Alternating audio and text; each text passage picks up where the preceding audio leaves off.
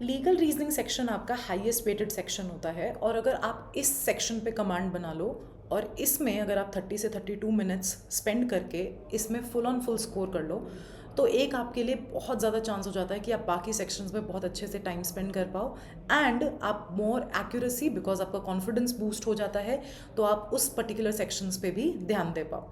And that is where law of contracts आपका एक ऐसा सब्जेक्ट है लीगल रीजनिंग में जहाँ पे आपके बहुत अच्छे पैसेजेस, थोड़ा सा टेक्निकल सब्जेक्ट है लेकिन अगर आप इसको समझने की कोशिश करो तो ये एक बहुत इजी टॉपिक है जिसमें आपके बहुत डिफाइंड कुछ ऐसे प्रिंसिपल्स हैं, जो पैसेजेस हैं जो आपके आते हैं।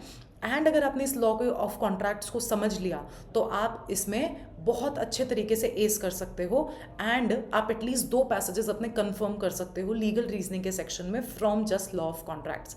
सो hello, welcome back to Ignites Law Academy YouTube channel. आज मैं आपको एक वो लॉ ऑफ कॉन्ट्रैक्ट का टॉपिक कराने वाली हूँ जहाँ पर आपको बहुत एक क्लियर अंडरस्टैंडिंग होगी कि आप किस तरीके से कॉन्ट्रैक्ट की फॉर्मेशन करते हो, और नॉट जस्ट द टॉपिक। आपको सिर्फ टॉपिक एक्सप्लेन नहीं करने वाली हूँ, आपको मैं करने वाली हूँ एक पैसेज भी सॉल्व आपके साथ, सो दैट आप मेरे साथ फॉलो कर सको कि आपने जो टॉपिक में पढ़ा उसको आपको पैसेज पे अप्लाई कैसे करना है, राइट। सो आज हम पढ़ेंगे इसके detail strategy, formation of contract कैसे होता है, कॉन्ट्रैक्ट बनता कैसे है, उसके साथ का एक पैसेज देखेंगे, and then we will also see the situation based MCQs जो आपसे क्लैट टाइप में पूछे जाते हैं, right. So let's begin, right. देखो, सबसे पहले कॉन्ट्रैक्ट होता क्या है, what do you mean by contract. तो जो आपका कॉन्ट्रैक्ट है वो section 2H of Indian contract act 1872 में डिफाइंड है, 1872 में डिफाइंड है। अब कॉन्ट्रैक्ट की जो डेफिनेशन है वो सेक्शन 2H में क्या दी गई है, an agreement enforceable by law, an agreement enforceable by law. अब इसका क्या मतलब है, ये क्या बोल दिया मैम ने। तो देखो, यहाँ पर 2 फ्रेजेस हैं जो आपको समझने वाले हैं, एक अग्रीमेंट और एक एनफोर्सिएबल बाय लॉ, राइट। ये 2 चीज़ें आपको पढ़नी है, agreement and enforceability by law. Agreement क्या होता है, देखो एक नॉर्मल कोर्स ऑफ एक्शन में भी जब आप अग्रीमेंट समझते हो तो अग्रीमेंट होता है किसी चीज़ पे अग्री करना। और अग्रीमेंट कब होता है, जब आपको सामने वाला कोई ऑफर देता है, right. When one person gives you an offer, right. एक उन्होंने आपको एक ऑफर दिया और आपने उस चीज़ पे अग्री किया, आपने मतलब अपनी एक्सेप्टेंस दी, वही अग्रीमेंट है, वही अग्रीमेंट है। Offer plus acceptance is equal to agreement, ठीक है। अग्रीमेंट का क्या मतलब है, अगर कोई पर्सन आपको एक चीज़ बोल रहा है, लेट्स टेक एन एग्जाम्पल, ए एक पर्सन है, ठीक है, उसने बी को बोला, उसने बी को बोला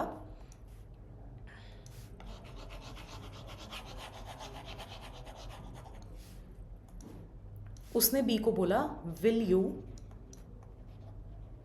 bye my house for ₹1 CR, will you bye my house for ₹1 CR। ये ए दे रहा है बी को ऑफर, क्या तुम मेरा घर 1 करोड़ रुपए में खरीदोगे, राइट। ये क्या है, ऑफर है। ए चाहता है बी की विलिंगनेस लेना, राइट। ए चाहता है बी की विलिंगनेस लेना, देखेंगे ऑफर क्या होता है, डिटेल में देखेंगे, बट यहाँ पर बस इतना समझो कि ए क्या कर रहा है, ए बी को ऑफर दे रहा है, बट बदले में बी क्या कर रहा है, बी के पास अब 2 ऑप्शन है, या तो वो उसको यस बोल दे या वो उसको नो बोल दे, राइट। या तो वो उसको यस बोल दे या उसको वो नो बोल दे। इस केस में क्या होगा, अगर वो यस बोलता है तो वो दे रहा है अपनी एक्सेप्टेंस, वो दे रहा है अपनी acceptance, he is saying yes to it. But अगर वो नो बोल देता है तो कॉन्ट्रैक्ट कभी भी बनेगा ही नहीं, क्योंकि ये सिर्फ एक ऑफर बन के रह गया, एक्सेप्टेंस कभी नहीं आई, and then there will be no contract, there will be no contract, right. So that is where you have to see कि अब जब ऑफर और acceptance, let's take an example कि बी ने बोल दिया हाँ ठीक है मुझे तुम्हारा घर खरीदना है 1 करोड़ रुपए में, राइट। इसने बोल दिया यस, तो अब आ गया हमारे पास ऑफर भी, एक्सेप्टेंस भी, जो बन गया agreement.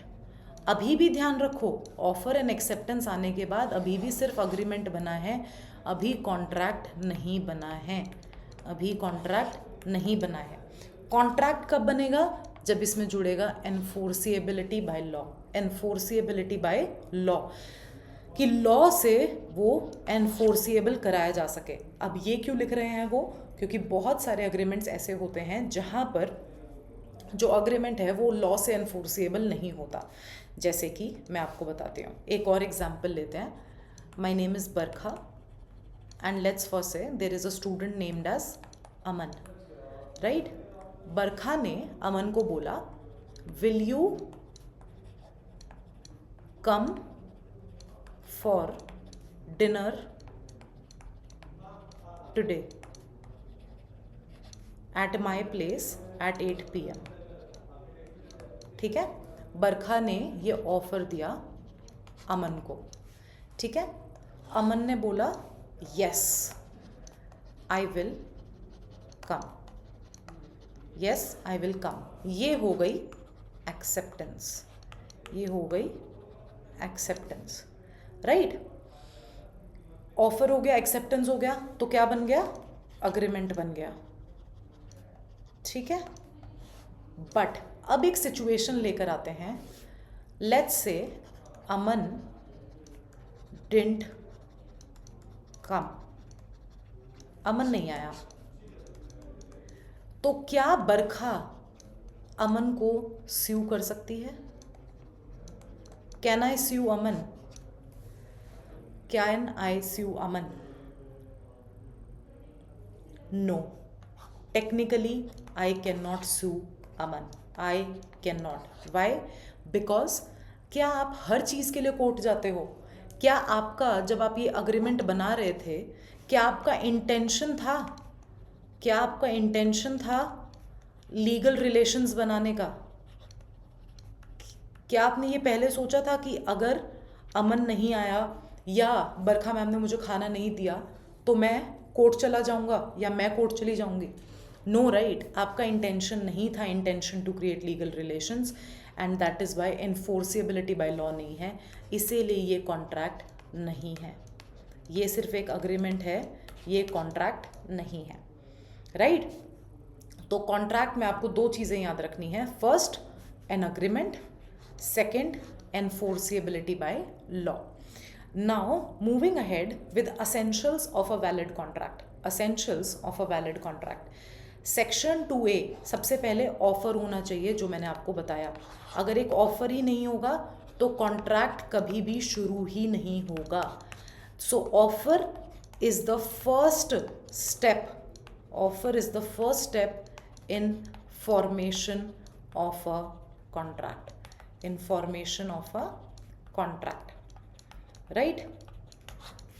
Must be clear, definite and communicated. एक क्लियर, डेफिनेट और कम्युनिकेटेड प्रपोजल आना ज़रूरी है from one party to the other party, right? Must show intention to create legal relations, must show intention. जैसे कि मैंने आपको लास्ट अभी बताया कि जब तक intention to create legal relationship नहीं होगा तब तक वो एक कॉन्ट्रैक्ट नहीं बनेगा। तो जैसे हमने वो जो घर वाला एग्जाम्पल लिया था 1 CR वाला, क्या उसमें आपके इंटेंशन नहीं है लीगल रिलेशंस बनाने के? 100% है, क्योंकि ये कोई छोटी बात नहीं है। आप घर दे रहे हो बदले में 1 करोड़ रुपए के, 1 करोड़ रुपए कोई छोटी अमाउंट नहीं है। तो आपका इंटेंशन 100% है यहाँ पर बनाने का लीगल रिलेशंस, कि अगर किसी भी पार्टी ने कुछ गलत किया तो आप कोर्ट जाओगे, एंड दैट इज़ वेयर ये एक कॉन्ट्रैक्ट बनता है। अदरवाइज जिनमें भी intention to create legal relationship नहीं होता तब तक आपका जो है वो एक कॉन्ट्रैक्ट नहीं बनता है। Offer can be general to public और स्पेसिफिक टू वन पर्सन। अब आपको यहाँ पर एक और चीज़ देखनी है कि जो आपका प्रपोजल होता है वो 2 तरह का होता है। The first one is to public, that is a general offer, जो आप एडवर्टिजमेंट के फॉर्म में देते हो to a public at large, large group को एक साथ देते हो, वो होता है आपका जनरल ऑफर। एक होता है आपका specific offer, specific offer. Specific offer क्या होता है? जब आप किसी एक इंडिविजुअल को टारगेट करके एक ऑफर देते हो, जैसे कि हमने एग्जांपल लिया ए ने बी को दिया, वो ऑफर सिर्फ ए ने बी को दिया है और किसी को नहीं। जब आप एक ओपन ऑफर देते हो, general public, that anybody who wants to buy my house can buy it for 1 CR, ठीक है, आपने ऐसी एडवर्टीजमेंट निकाल दी, वो है जनरल ऑफर। बट अगर ए सिर्फ बी को बोल रहा है that will you buy my house for 1 CR, then it will be a specific offer, right? Then comes the acceptance, must be absolute and unconditional। जो acceptance होती है वो कभी भी किसी भी तरीके से कंडीशनल नहीं होनी चाहिए। लेट्स फॉर से, जो ये हमने हाउस वाला एग्जाम्पल लिया, A to B house, right. B बोल रहा है A को कि यार मैं 1 CR में तो नहीं खरीद सकता, I can buy it for 90 lakhs, I can buy it for 90 lakhs। ये एक एक्सेप्टेंस नहीं है, this is not an acceptance. Why? Because B ने कंडीशन लगा दी कि मैं 1 करोड़ का नहीं 90 लाख का खरीद सकता हूँ, एंड अनकंडीशनल एक्सेप्टेंस होनी चाहिए। या बी ने अब ये जो 90 lakhs का ऑफर दिया है, ये हो जाता है काउंटर ऑफर। ये कोई एक्सेप्टेंस नहीं है, ये है काउंटर ऑफर कि यार मैं 1 करोड़ में नहीं खरीद सकता, मैं 90 लाख में खरीद सकता हूँ। तो अब यहाँ पर जैसे ही 90 लाख की बात आई, बी बन गया ऑफरर, और अब ए के हाथ में है उस ऑफर को एक्सेप्ट करना या नहीं। देखो, पहले ए था ऑफरर जब 1 करोड़ का ऑफर गया था, लेकिन जब बी ने 1 करोड़ के ऑफर को ठुकरा के ये बोला that I want two by it for 90 lakhs, तो ए बन गया एक्सेप्टर और बी बन गया offeror, right. Acceptance must be communicated, silence is not acceptance, ठीक है। चलो, यहाँ पर इसी एग्जाम्पल ने बी ने सोचा कि चलो ठीक है यार, 1 करोड़ में अच्छा घर मिल रहा है, let me by it for 1 CR। लेकिन वो चुप बैठ गया, उसने अपने मन में ही सोच लिया कि हाँ ठीक है, I am buying the house for 1 CR। उसने ए को कम्युनिकेट ही नहीं किया, तो ए को कैसे पता चलेगा एक्सेप्टेंस आई है? ए को तो पता ही नहीं चल रहा। That is why the acceptance should always be communicated to the offeror, right. Silence एक एक्सेप्टेंस नहीं होती है, मन में आप एक्सेप्ट कर लो, that is never a acceptance. Acceptance by post telegram valid when posted और डिस्पैच्ड। एक्सेप्टेंस किसी भी तरीके से हो सकती है, either by phone call, either by post, telegram, whatever thing you say. Now, the next one is intention to create legal obligations, legal relationships, जो मैंने आपको लास्ट स्लाइड में भी बताया था। सोशल और डोमेस्टिक अग्रीमेंट्स, नॉट कॉन्ट्रैक्ट्स, जो मैंने आपको डिनर वाला एग्जाम्पल दिया था, वो एक सोशल और डोमेस्टिक अग्रीमेंट है जिसकी वजह से वो कभी भी एक कॉन्ट्रैक्ट नहीं बनेगा। बट कमर्शियल अग्रीमेंट्स, जैसे कि ये हाउस वाला या कोई भी transactions that are related to monetary transactions, वो सब आपकी कमर्शियल ट्रांजैक्शन में आएंगी and they will be assumed enforceable. Continued the essentials of valid contract. The another one is lawful consideration. अब consideration का क्या मतलब होता है ये समझो। Consideration का मतलब होता है whatever you are exchanging between the parties, जो भी आप exchange कर रहे हो parties में, वो आप करोगे यहाँ पर consideration। जैसे कि जो A और B के बीच में हाउस और 1 CR वाली बात हुई, तो वहाँ पर कंसिडरेशन क्या होगा? कंसिडरेशन होगा आपका हाउस और 1 CR दोनों। क्यों? क्योंकि A दे रहा है अपना हाउस B को और B दे रहा है बदले में 1 CR, तो जो भी एक्सचेंज होगा वो माना जाएगा कंसिडरेशन। और एक्सचेंज क्या हो रहा है? House and 1 CR। So always keep in mind, consideration is always both sided, double sided. एक साइड से कंसिडरेशन अगर कभी भी फ्लो हो रही है तो वो एक वैलिड कंसिडरेशन नहीं है, वो माना जाएगा एक गिफ्ट। अगर सिर्फ हाउस ए ने बी को दे दिया बिना किसी पैसे के, तो वो एक गिफ्ट है, वो एक कॉन्ट्रैक्ट नहीं है। Must be real, lawful and not past consideration, can move from the promisee और any other person but not stranger to the contract, right.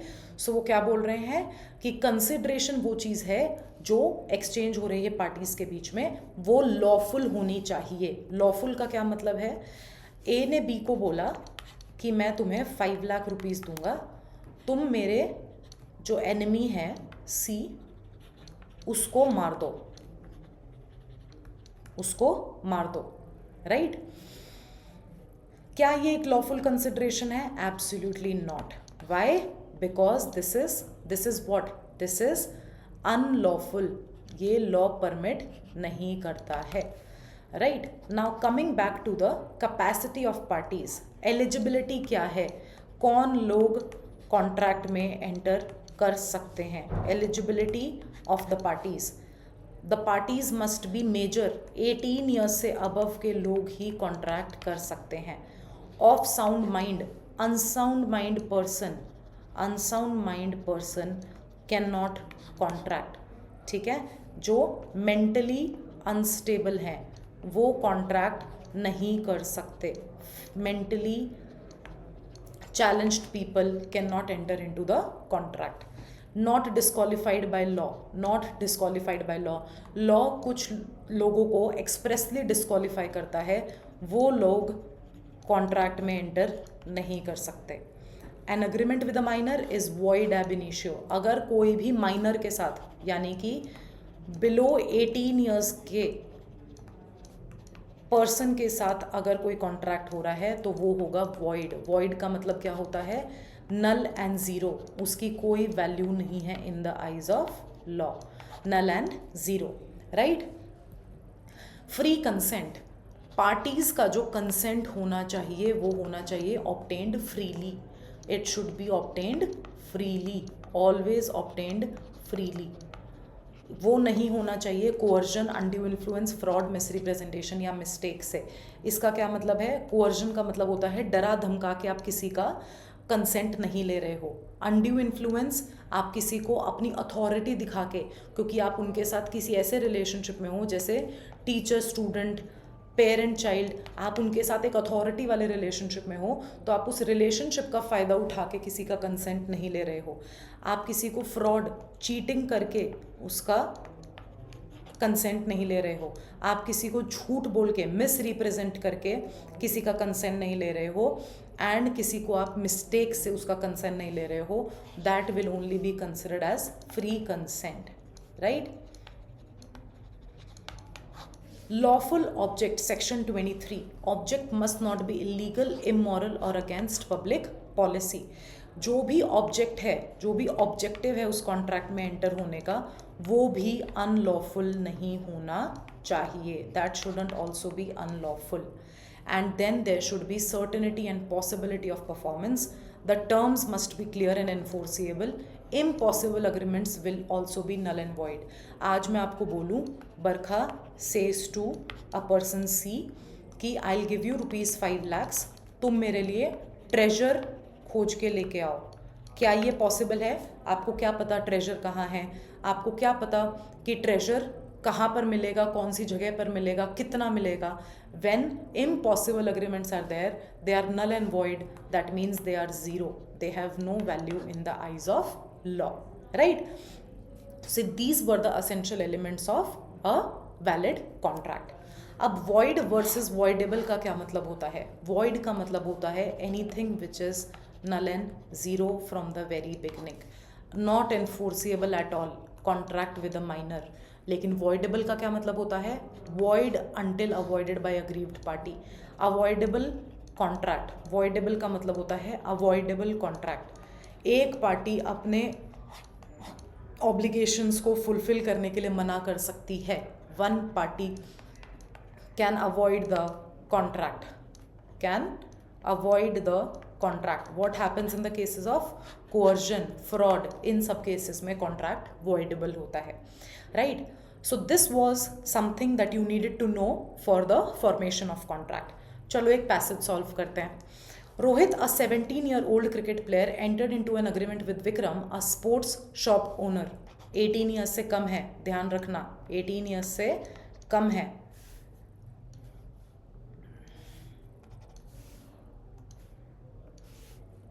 ठीक है, तो माइनर के साथ कॉन्ट्रैक्ट हो रहा है।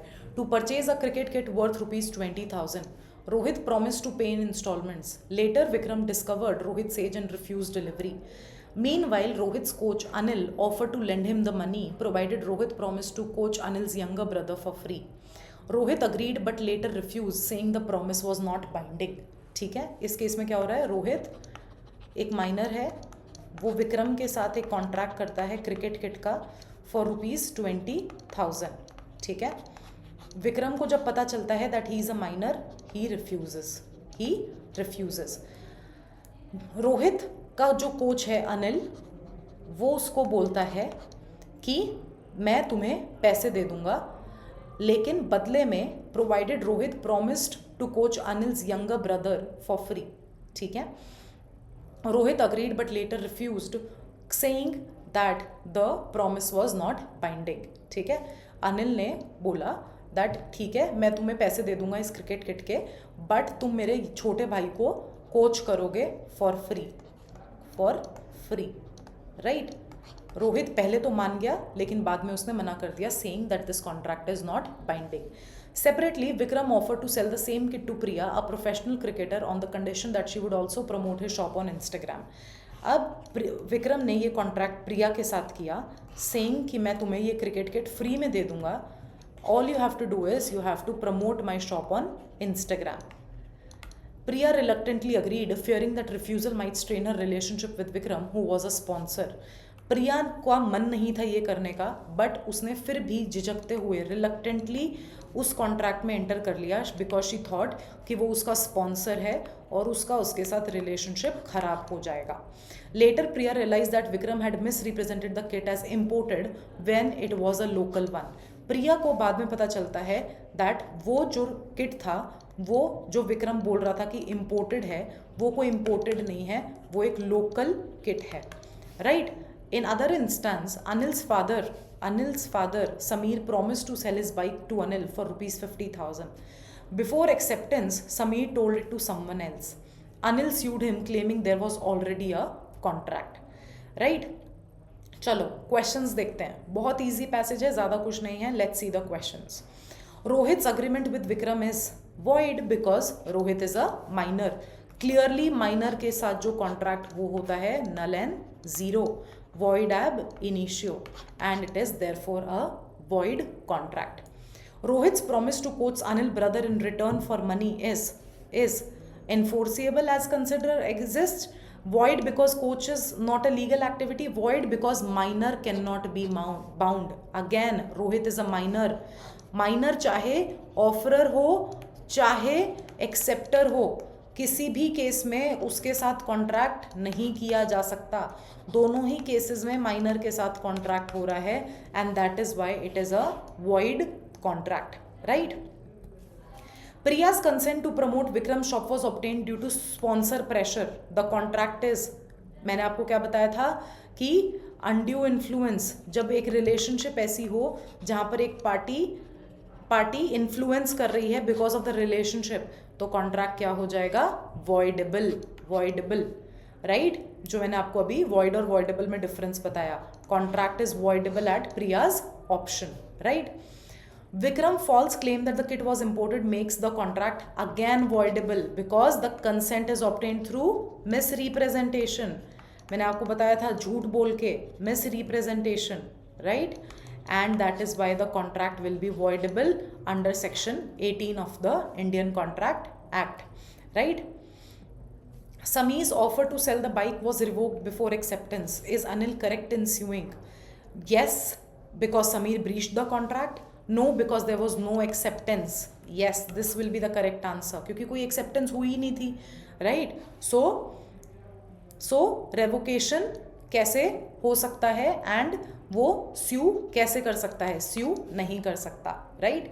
सो that is where the offer can be revoked before acceptance and hence he can not sue. That is what is there in this stance of question number 5. I hope आपको passage समझ में आया होगा. आई hope आपको ये समझ में आया होगा कि एक कॉन्ट्रैक्ट का फॉर्मेशन कैसे होता है.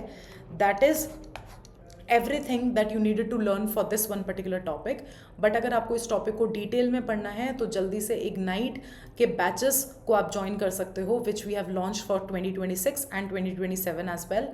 To find out all the details, you can call us on the number visible on the screen. Otherwise, just visit the description below. You will find all the details there. Till then, do not forget to subscribe to our channel. आपको बहुत सारे ऐसे videos और बहुत सारे ऐसे topics मैं यहाँ पर सॉल्व करवाने वाली हूँ जो आपको डेफिनेटली हेल्प करने वाले हैं आपके क्लैट एग्जामिनेशन में. अभी तो सिर्फ कॉन्ट्रैक्ट से शुरुआत हुई है, अभी हमें बहुत सारे टॉपिक्स करने हैं, क्रिमिनल लॉ के, torts, everything we need to do here exclusively on Ignites law YouTube channel. Till then, all the best for your preparation and I will see you in the next one.